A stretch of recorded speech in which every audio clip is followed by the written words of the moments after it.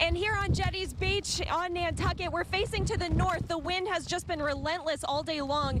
30 to 40 mile per hour sustained winds, a peak gust of 60 miles an hour this afternoon on Brant Rock, and that's just about a mile away from us. So the wave heights have been churning up all day long. Ferries were canceled for another day as the waves continued to build in the harbor on the north side of the island. Boats that were tied up rocked with the surf, and there was minor splashover. On the east side, the wind was more brutal. Larger waves crashed into the cliffside, where the Sconset Bluff has eroded on average 3 to 4 feet each year. And that erosion is going to be the biggest problem over the coming days. Could be potentially severe across the east-facing beaches. Here on Nantucket, Pamela Gardner, WBZ News. Yeah, and each update that comes in, it gets interesting here. The track still looking like the center of the storm will pass to our south and east, but the impacts from the storm will be felt even hundreds of miles north of it, and that means we will feel the impacts from Jose. Tropical storm watch has been issued until further notice for the impacts we will feel Tuesday into Wednesday. This is for coastal Plymouth and Bristol counties, as well as all of Cape Cod, the islands, and the waters off the coast here up towards Cape Ann and down south of Nantucket and the Vineyard. What this means for the National Hurricane Center is winds of 30 to 40 miles per hour, 50 mile per hour gusts within about 48 hours from now. Rainfall 2 to 5 inches with higher totals to the south and east. Significant wind damage and moderate threat to life and property if you're not sheltered properly during that time frame of Tuesday into Wednesday.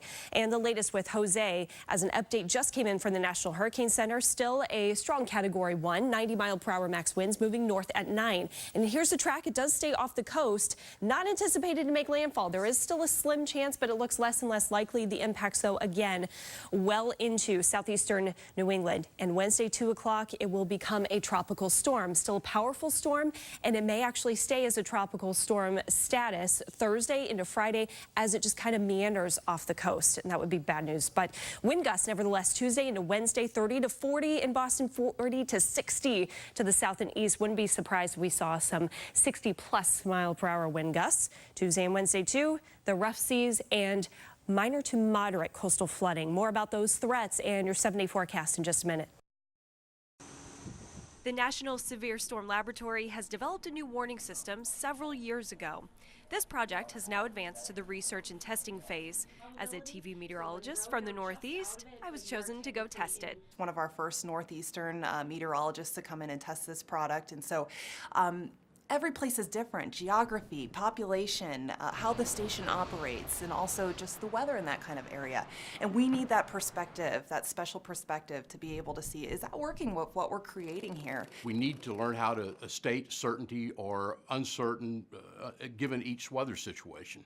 And what I have found with this tool is it helps me to be able to do that. Now comes my part. Using this new software, I'm in constant contact with the National Weather Service forecaster, and it is my job to convey to the public important information. For example, how likely could it be that a storm could stay severe?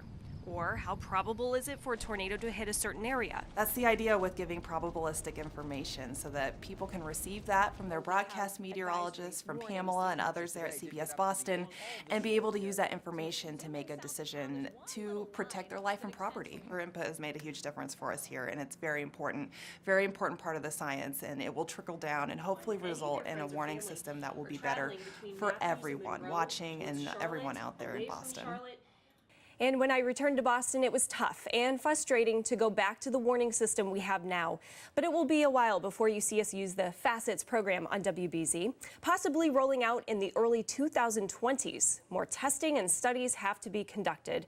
The end product will look a little different, but the concepts, research, and science will stay the same. So stay tuned. Pamela Gardner, WBZ News.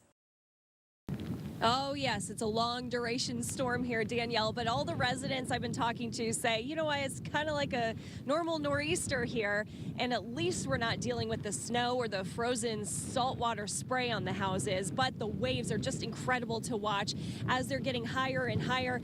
And we did have high tide earlier this morning, just after midnight, and now we're going to go into another high tide later this afternoon, and that's where we could see some minor pockets of flooding here on Nantucket. Current wave heights just off the coast right now, starting to build between 6 and 14 feet just offshore, and we could be pushing the 10 to 20 foot mark as the storm gets closer to us gradually throughout the day. And the high tide times for us here on Nantucket, right around 1 o'clock this afternoon. Also late tonight, 1:30 in the morning Tuesday, and then again just before 2 p.m. Tuesday afternoon. And the high tides add a 1 to 2 foot storm surge on top of it.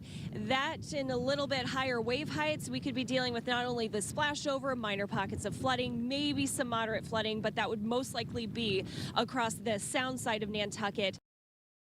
Want to show you the radar here with our technology on the back of the mobile weather lab. And here's Haverhill for reference. We're right in the middle of more blue, but I can tell you it's more of a mix here falling from the sky. We have more of a mix farther to the south around Boston, around Carlisle and Bedford. And we put some surface temperatures on here as well. And we're right around 32 degrees. There it is, right near Haverhill. Road conditions vary from place to place. They're slick in all spots, but we have more snow-covered roads across Haverhill and across the Merrimack Valley with more sleet and ice-covered roads farther to the south. Boston, right along the coast, more rain. So a little bit of everything with this storm, Eric, as I send it back to you. And then the focus will be more snow accumulation overnight, but then also the wind. The wind has been pretty calm this evening, but it's going to pick up into tomorrow.